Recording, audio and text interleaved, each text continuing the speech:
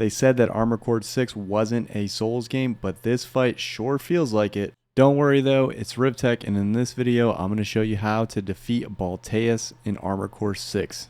I'll break down the boss's patterns and techniques, then I'll show you the full fight.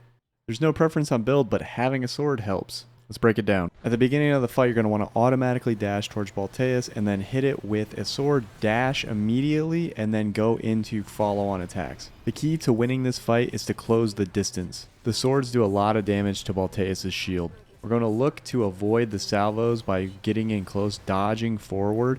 When you get close to it, it forms a circle around you like that, and then the rest of the follow-on attacks are easy to dodge. I know I say that as I get hit. As you can see, I'm circling around. My main goal, what I want to do is I want to use that L3 dash to get in close. Pulse weapons also do a lot of damage, but you can experiment with shotguns as well. Once you get Balteus staggered, the key is to stay at close distance.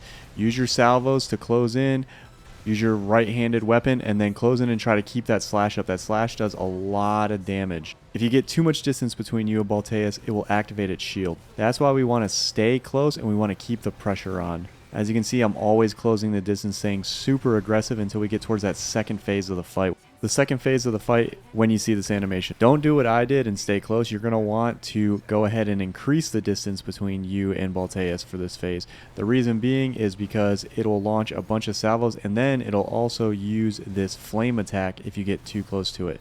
What I tended to do was use my weapons on my shoulder to fire at it from a long distance. Then once it got out of that spinning flame attack, then I would close the distance on it and then hit it with the melee attack.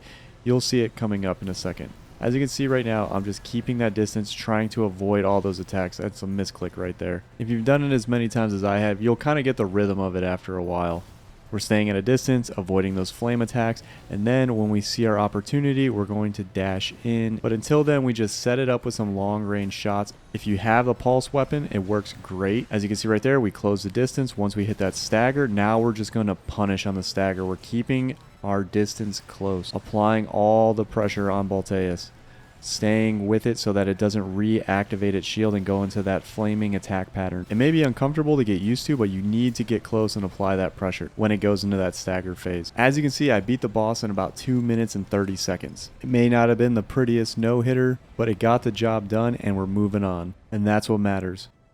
If you found this video helpful, make sure to hit the like button, and if you're new to the channel, please consider subscribing. Subscribing is absolutely free to do, and I have more Armored Core 6 content coming your way soon. Also, let me know down in the comments what your favorite type of AC is to use. I'm RYZEN, and remember, if there's a boss, I'll help you defeat it.